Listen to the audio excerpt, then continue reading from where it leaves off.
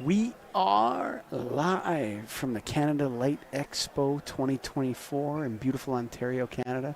In Mississauga, you probably haven't heard of it if you're not from Ontario. If you are from Ontario, why aren't you here? Why are you watching a live stream? Get down here to the Canada Light Expo. It's going on. Today's the 13th. Then we have the 14th and the 15th, where we're going to be here getting together as an industry, and you can walk the trade show floor for $10. What are you waiting for, brother?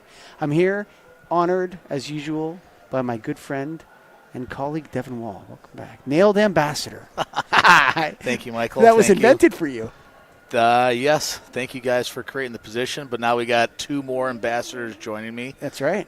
So it's kind of fun to have Spencer and Corey joining the ambassadorship, especially with the distribution side as well. I think that's a really good addition to what we're trying to do and accomplish at NAILD. Moving forward and just being advocates for the industry and providing that day-to-day knowledge and grinding out that we do. I mean, every single NAILD person I know is a grinder. And that's that's the best word to describe it. And day in, day out, we see everything coming in. We know how the sausage is made. Yep. And, being able to relate our experiences to other people that don't know anything about lighting or lighting controls, that's what we like doing, and that's kind of our mission statement is going forward, is just helping out and, better knowledge for everybody out there, not even in the industry, but from the industry itself. Before we go into our favorite organization, which is a foundation, before we start talking about that, there's been a lot of talk about lighting controls. It just won't seem to go away. In my career, there's been two other boom-bust cycles with lighting controls. Back in around late 90s, early 2000s, you had the relays and the low voltage. Then around 2010, you had the Cat 3, Cat 5, Cat 6 cable, whatever, that kind of stuff. Bust. Now, I think they might make it, Devin. What do you think?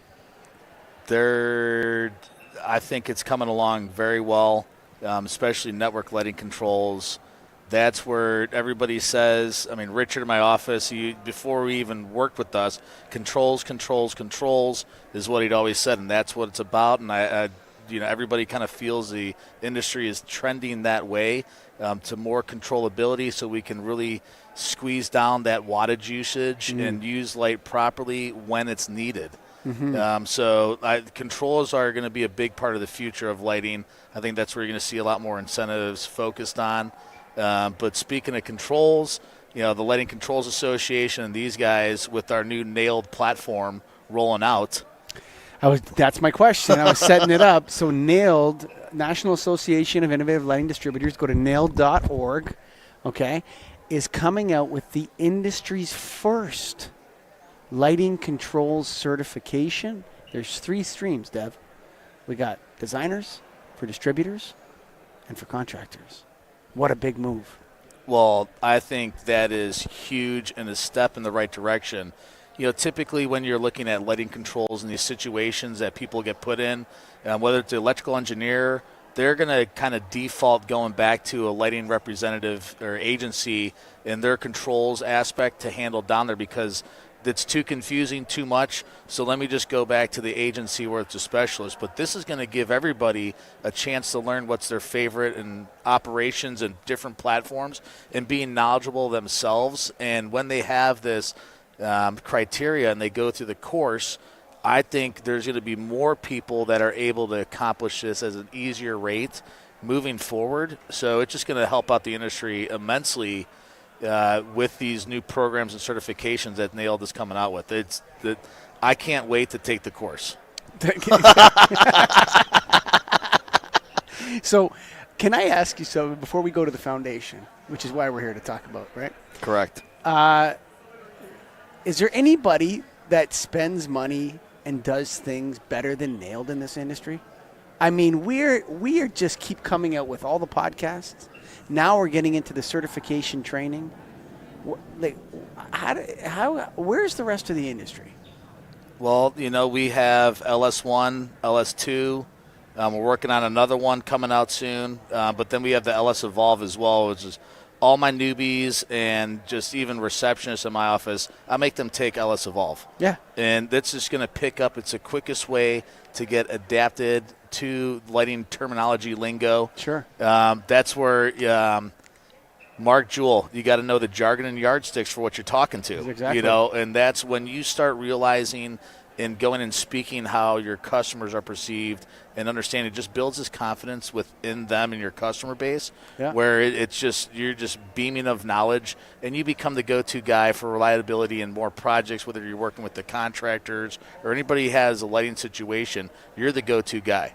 And you know the cool thing about NAILD is that we as a whole group, as an organization, you know, are frugal with the money to spend it in the right spots to help the industry be better. Yes. And this is all, you know, I'm not a board member nor but the ambassador. I get to key it in and see whatever we're working on and bettering the industry as a whole with other manufacturers. It's fun to work with the other manufacturers. I love it. And then hearing the distribution standpoint of it as well, it just starts getting keyed in and your brain starts working harder and starting to understand where it's like, you know, these announcers on TV, the game's slowing down for them. Yeah. You know, so you kind of that with all these things, that's what it does. It slows down for you, so you're able to understand and offer your customers a proper solution going forward. So it's I love everything you do. Thank you for creating the position for me as the ambassador to keep on working with other industry and organizations to better off everything there is about lighting. Lighting and Darkness Foundation. We're about to come out of the shadows. We're about to come out of the shadows. What do you see? So obviously NAILD is an organization that represents the interests of independent lighting distributors. Okay? Yeah. That's what they do. Yeah. Right? So in a sense, there's only so much you can take on. There's only the Lighting and Darkness Foundation is limitless, buddy. Where do you plan to take it in Illinois? What are you thinking of doing with it? A lot of things. What we want to do is, you know, help create standards and alternate resources for utility companies to use as metrics to have manufacturers be certified instead of creating lighting categories that you're certifying products. But again, still helping with light mitigation. We've got this one scenario right now in Chicago where it is the most overlit. Are you talking about the school? Yeah. Is it over 200 foot candles? Yes. Like, it is brighter than an NFL stadium floor on a kind of one of the main. Light trespass is out of control. The blinds in the whole neighborhood are shut at nighttime. Yeah. Yeah, you can't and this is a school that's a particular kind of school that's scared of, you know, attacks. A judge should give a summary judgment to that. They should not even bring that. We had the Rhode Island case. This guy's got 167 foot candles in his backyard. Okay? He's got a dimmer on the thing. And when he lowers the dimmer, this massive lighting system starts to flicker. Like this. It's a health hazard. We're Brian Huff is going to be signing a letter to the judge saying, Your Honor, you need to make a summary judgment. This is ridiculous. It's the same thing with that one. That's out of control, dude. Yeah.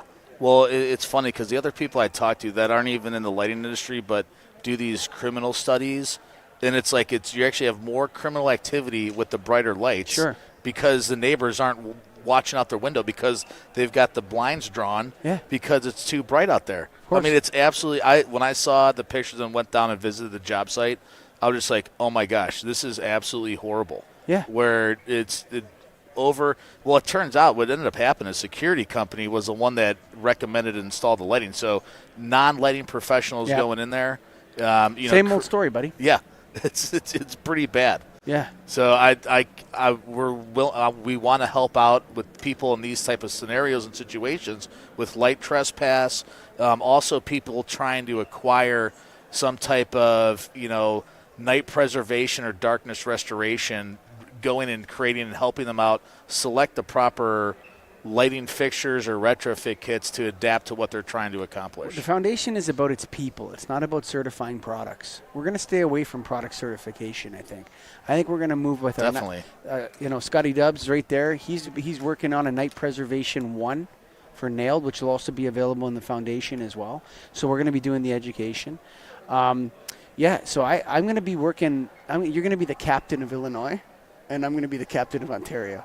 Capo, baby. Are we gonna help shape policy? Can we take it that far?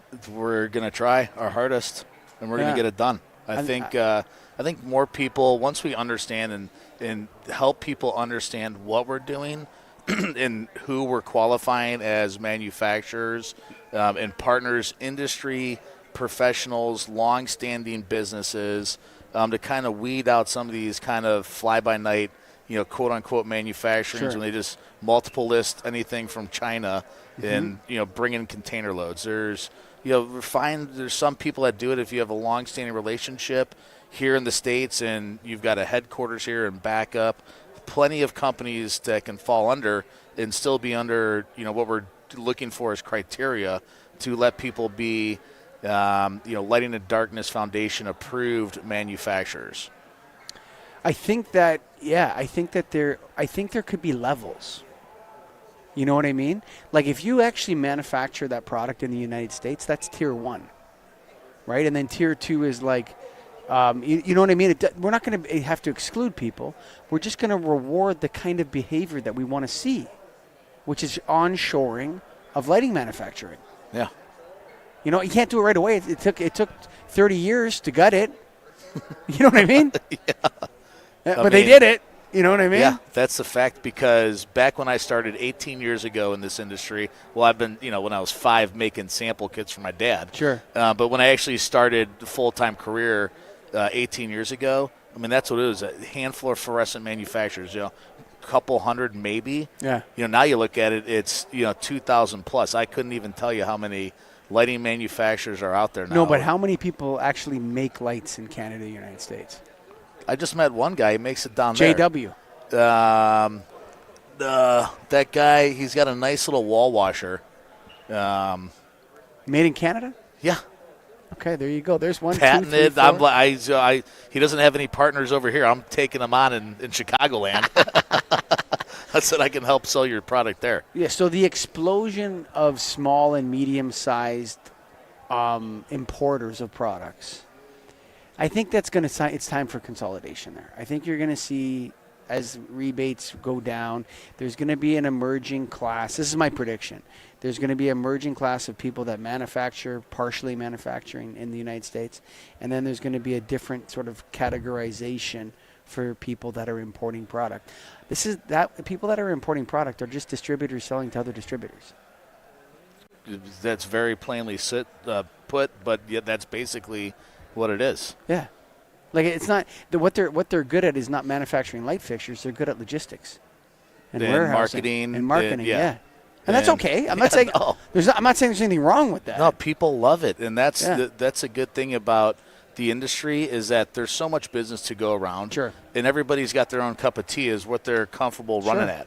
You know, and what you're good at, you find your niches, and you just kind of focus on those and how you're growing and what you can do to help people solve issues. That's why I'm saying about this tiers. Like, do we want to see more lighting manufacturing coming back to the United States, to Canada? I think yes. I think the answer to that question will be yes. It's fun making product. I look in the back when I go, and my guys people come back, contractors, like, you guys are actually building stuff back here? We're like, yeah. They go, can I buy this? I'm like, no, you can't buy this little connector. I'm like, I need those. That's funny. That's where it's kind of fun to bring people through and just kind of show the shop and what we do, staging, all this stuff. And, we got brand name components sitting on the shelf from major OEM suppliers. I've got great relationships with a lot of them too. A tiered thing, whatever. We're open to suggestions because we want to do what the people of the industry want. Exactly. And so, that's why I think you and I are great at, listening to people, we talk to a lot of people, both of us separately on our own time. We collaborate and look forward is like, what's the best way to approach this that gives people the least amount of headaches, the path of least resistance, and also the the feeling of high integrity and knowledgeable going forward, where it's not like just like you got to take a shower after dealing with this guy, type of thing. So looking at where we want to go, and that's where we love doing what we do, and we want to make the best decisions possible for the industry as a whole. From manufacturers to distributors to contractors to agencies to engineers, the lighting designers, everybody. And that's where we wanted that input from everybody, so we can help everybody make a group decision that we think is proper for the people by the people. There you have it from the horse's mouth. Devin Wall, Louvers International. What is it, louvers.com? Louversintl.com. Louversintl.com. And, of course, we're at the Canada Light Expo. Today is Wednesday the 13th. If you're watching this stream, get down here. If you're in Southern Ontario, if you're in upstate New York, drive. If you're in Ohio, drive. If you're in Chicago, do like my man Devin here. Hop on a porter, jump in. They got free beer on the flights, so you only get one, but it's about a one-beer flight almost. A 3-hour drive from Detroit. Yeah. So, I mean, the show's maybe 5. Well, I don't know. But, yeah, it's not bad. But I flew here. It's actually harder to get. It actually takes longer to get to Detroit than it does to get to Chicago, because you can't really fly to Detroit. It's not worth it. You have to kind of drive it. And Chicago, you always fly to. Come down to the Canada Light Expo on the 14th and the 15th tomorrow. It's only $10 or $15 to get in the front door. I can't remember, to become in as a buyer like Devin. If you want to be a delegate, you got to sign up at the door. But everybody has been talking about the lineup. That's where everyone is right now. They're in the session back there where they're discussing all kinds of issues in the lighting industry, man. A lot of talk about controls, though, man. Thanks for listening.